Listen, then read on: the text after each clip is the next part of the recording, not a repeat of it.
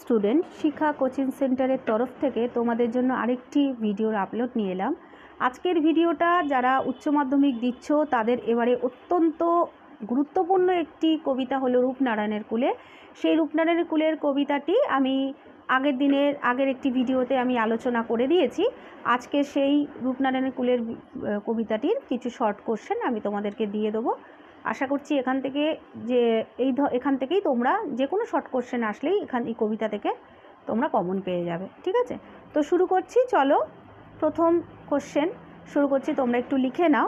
রূপনারায়ণের কুলে কবিতাটি কোন কাব্যগ্রন্থের অন্তর্গত? এটি শেষ লেখা কাব্যগ্রন্থের অন্তর্গত। কবিতাটি রবীন্দ্রনাথ কোথায় লিখেছিলেন? কবিতাটি রবীন্দ্রনাথ শান্তিনিকেতনের উদয়ন গৃহে লিখেছিলেন। রক্তের অক্ষরে দেখিলাম, কি দেখিলাম? আপনার রূপ। কবি কিভাবে নিজেকে চিনিলেন? আঘাতে আঘাতে বেদনায় বেদনায় নিজেকে চিনলেন। সে কখনো করে না বঞ্চনা। সে কে? সত্য। মৃত্যুর মধ্যে দিয়ে কবি কি করতে চেয়েছেন? সকল দেনা শোধ করতে চেয়েছেন। কবি কঠিনকে ভালোবাসার কারণ কি? কঠিন কখনো বঞ্চনা করে না। কবি জেগে উঠে কি উপলব্ধি করেছিলেন? কবি জেগে উঠে উপলব্ধি করলেন যে এ জগৎ স্বপ্ন নয়। ঠিক আছে, তোমরা এই কোশ্চেনগুলোকে লিখে নাও।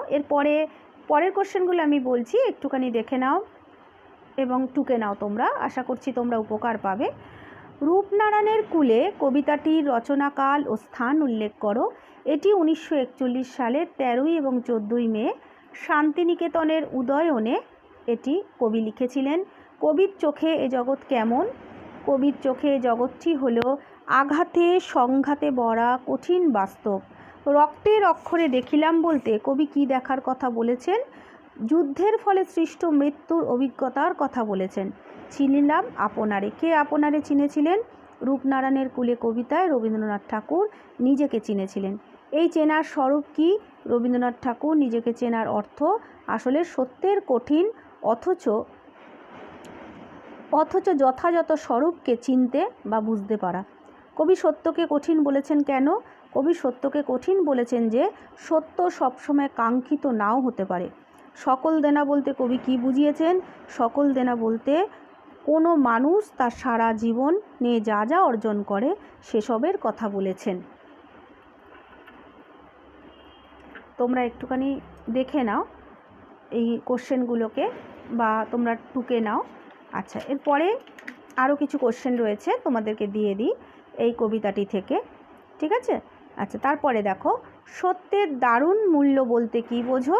সত্যের দারুণ মূল্য বলতে কবি অপ্রিয় ও কঠিন সত্যকে স্বীকার করার জন্য যে মনোবল ও নিরাসক্ত মনোভাবের প্রয়োজন তার কথা বলেছেন। মৃত্যুতে সকল দেনা কিভাবে শোধ করা সম্ভব বলে কবি মনে করেছেন? আমৃত্যু দুঃখের তপস্যার মধ্যে দিয়েই মৃত্যুতে সকল দেনা শোধ করা সম্ভব বলে কবি মনে করেছেন। কবি সত্যকে ভালোবাসলেন কেন?